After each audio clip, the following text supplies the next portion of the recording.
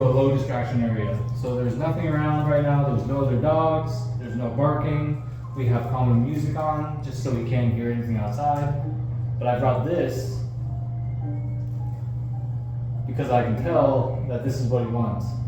But if I tried to work him out in an area where there's tons of dogs or other toys, then he's just going to be out of his mind because he's going to see this, and then he's going to be worked up, and then he's going to see something else, and he's going to get worked up over that. Don't. And so my goal is just to work it in here and slowly start working it in other areas. So I'm going to make him sit down, and I'm going to reward him for that. So these are things that he already knows, and so it makes it easier to transition into adding this distraction on the ground.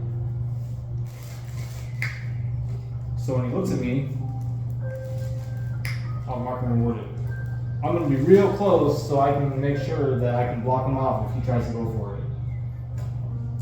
But I'm going to avoid using my hands or telling him don't or telling him leave it. I want him just to leave it alone on his own.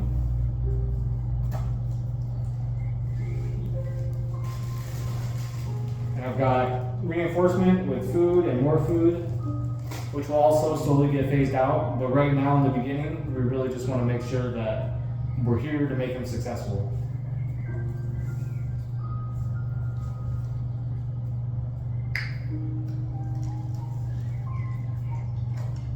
So I'm waiting for eye contact. It's all about just waiting him out. So sometimes you just have to have a low distraction area and you just sit, and sometimes he won't even pay attention. Sometimes he's so worked up that he can't pay attention.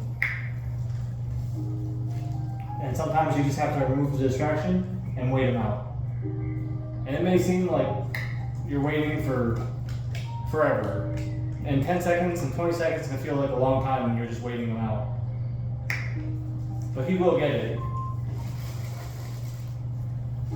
If it seems like it's too long where he's not paying attention to you, it's okay to say his name. But again, we can't have him relying on hearing his name in order to pay attention to you.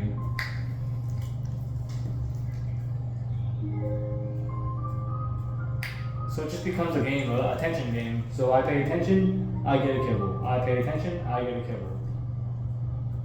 And when he's doing really well with that, we just go ahead and move this distraction closer. And while I move it closer, I'm going to be feeding him the whole time.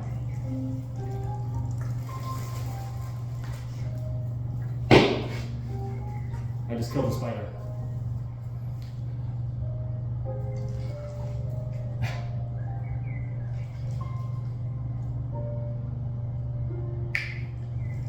And so now I'm going to slow down the feeding. He only gets a kibble maybe once every 10 seconds now. Now I need to stare at him. I can check back in with him. I can see that he's still looking at me.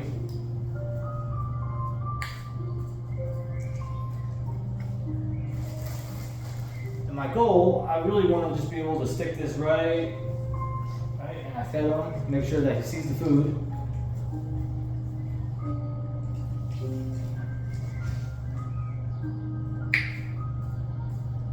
And then we're just going to work the same game. And it's okay if he gets it, right? Our goal is we want to make sure he doesn't get it. It's good. Relax.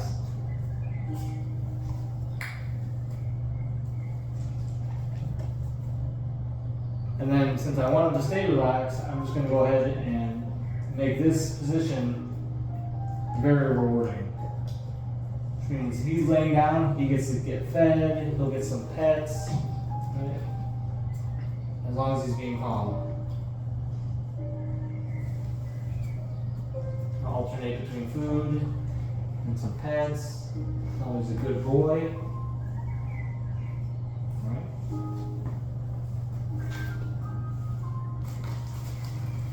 And sometimes, after we've been working it for a while, and it's time to move forward, you kind of have to let them see if they're going to make the right decision. And it's okay, again, if he gets it, because we'll just back it up to a point where he's working well, on from there. But I need to see how can I progress him and how can I get him to where he needs to be, where he doesn't freak out every time this stuffy gets near him. So same thing we did with the food. In the watch me game, it's attention. Right? So I've got food in this hand and I've got the stuffing on this hand. And all I'm asking him for is to look at me.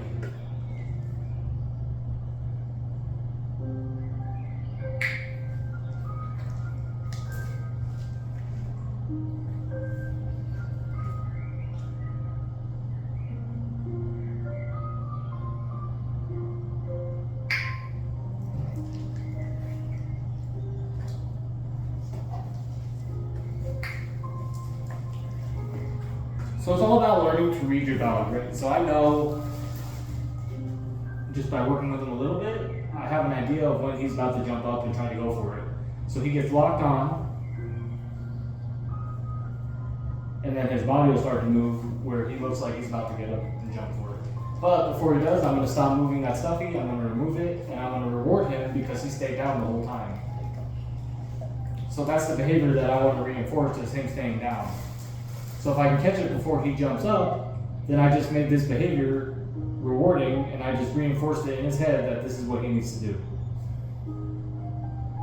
Relax.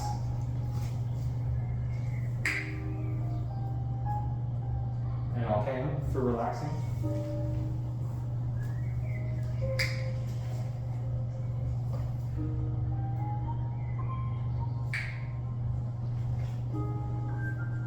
I'm just going to slowly start progressing this more and more to where I can just throw it around and play with it, and he's just going to stay in that position. So to do that, I just reward him, and then I start adding in distraction.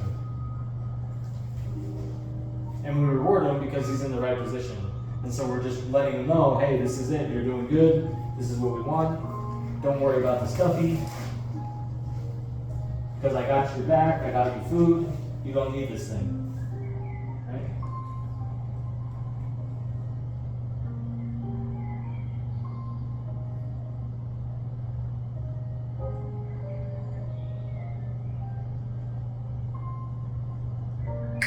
And it's all about just waking them out.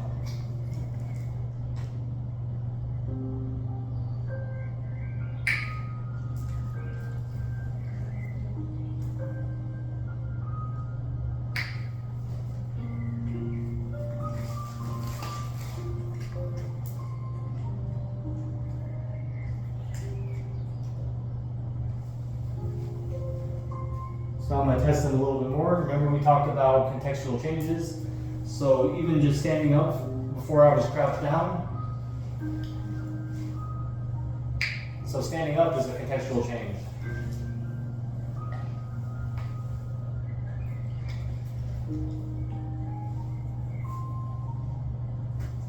And again, my goal is I want to just be able to take this and throw it at his feet and not have him go out of his mind.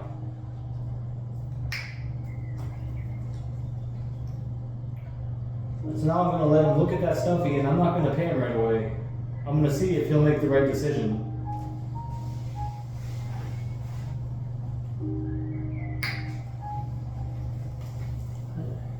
And just to see where he's at, right, I'm just going to go ahead and toss this.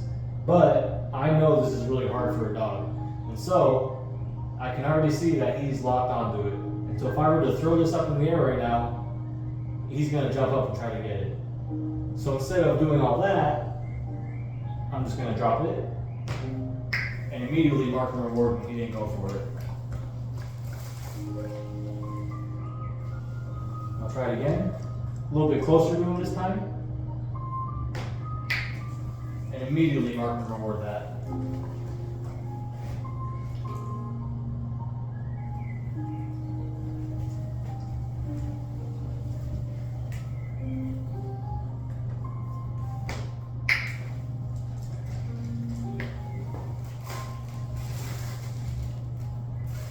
And so right now, I'm just looking for his threshold. Where is he going to be successful and where is he going to lose it at?